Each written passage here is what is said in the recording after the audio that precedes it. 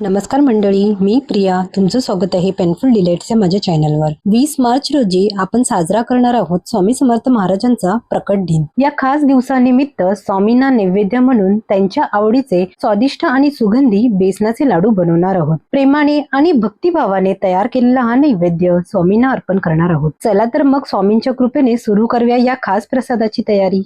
हे बेसनाचे लाडू बनवण्यासाठी आपल्याला लागणार आहे 250 ग्राम बेसन, 250 ग्राम बारीक चिरलेला गूळ, 150 ग्राम तूप, सजावटीसाठी मनुके आणि पिस्त्याचे काप, 5 ते 6 वेलची आणि पाव चमचा जायफळ पूड, 3 मोठे चमचे दूध. आता मी तुम्हाला कपाच्या मापाने साहित्य सांगणार आहे. ह्या कपाच्या मापाने मी इथे 2.5 कप बेसन घेतले आहे, 1.5 कप गूळ घेतला आहे, 1 मोठा कप तूप घेतले आहे.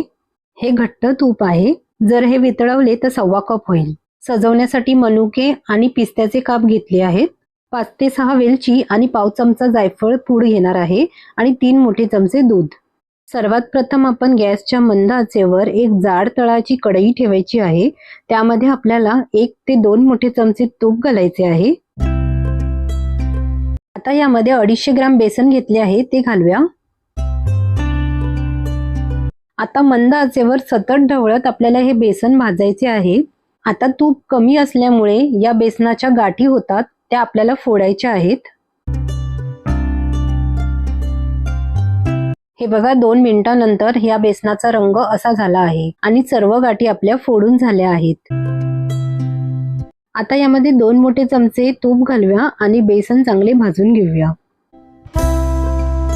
जवळपास 20 ते 25 मिनिटं आपल्याला हे बेसन भाजायचे आहे. तूप टाकल्यामुळे हे बेसन थोडेसे घट्ट झाले आहे. आता आपल्याला सतत ढवळत मंद आचेवर हे बेसन भाजायचे आहे.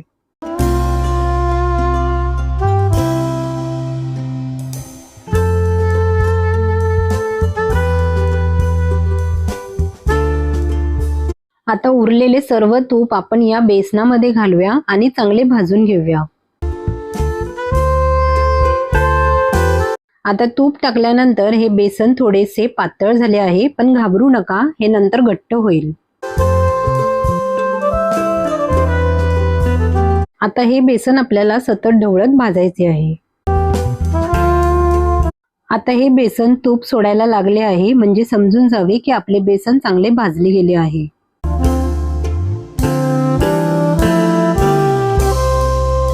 बेसन भाजायला घेतल्यापासून आतापर्यंत 25 मिनिटं झाली आहे आणि बघा, आपल्या बेसनाचा रंग असा गोल्डन ब्राऊन झाला आहे.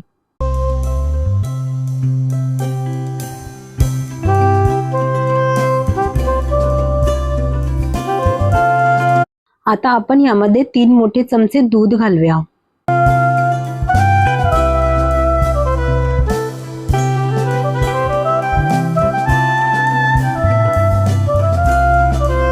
आता आपल्याला फटाफट हे सर्व ढवळून घ्यायचे आहे. जोपर्यंत हे बेसन पहिल्यासारखे होत नाही तोपर्यंत आपल्याला सतत मंद आचेवरती हे एकजीव करायचे आहे. दुधाऐवजी तुम्ही पाण्याचा सुद्धा वापर करू शकता. दुधाचा वापर केल्यामुळे बेसनाला माव्यासारखे टेक्स्चर येते आणि हे लाडू स्वादिष्ट होतात.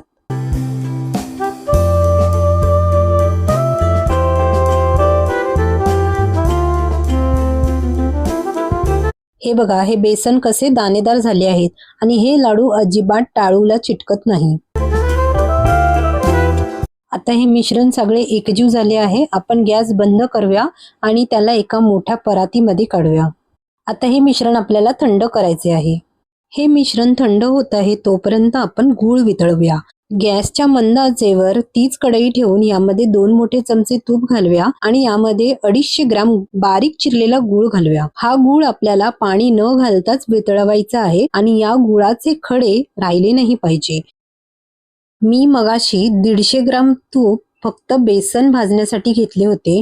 हे 2 मोठे चमचे तूप वेगळे घेतले आहे. आता हा गूळ वितळून झाला आहे. आपण गॅस बंद करूया.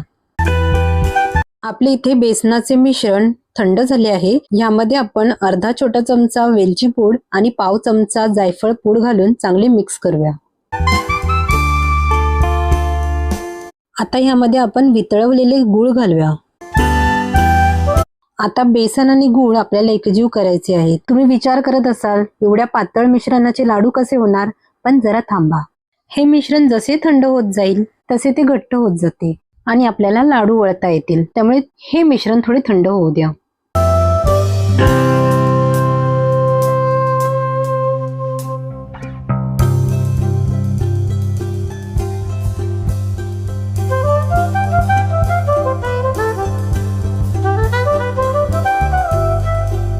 आता हे मिश्रण थोडेसे थंड झालेत, म्हणजे आपण लाडू वळण्या इतपत हे थंड झाले आहेत.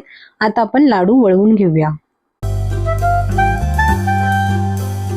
हे मिश्रण थोडे गरम असतानाच लाडू बनवून घ्या. इथे मी पिस्त्याचे काप आणि मनुका गार्निशिंग साठी लावत आहे.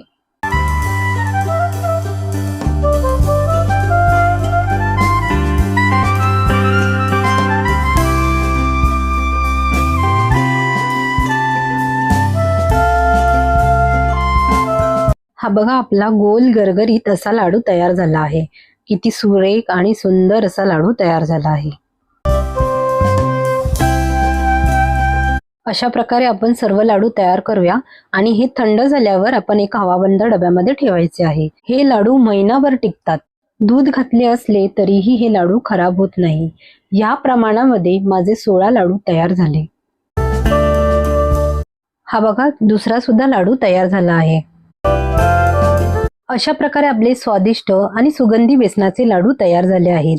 20 मार्च रोजी स्वामी समर्थ महाराजांच्या प्रकट दिनानिमित्त हा प्रसाद आपण स्वामींना प्रेमाने अर्पण करणार आहोत. त्यामुळे मी कोणताही लाडू तोडून दाखवला नाही आहे. तुम्ही ही सोपी रेसिपी नक्की करून बघा आणि स्वामींच्या कृपेचा अनुभव घ्या. व्हिडिओ आवडला असेल तर लाईक करा, शेअर करा आणि चॅनलला सबस्क्राईब करायला विसरू नका. पुन्हा भेटूया अशाच सुंदर रेसिपी सोबत. तोपर्यंत श्री स्वामी समर्थ.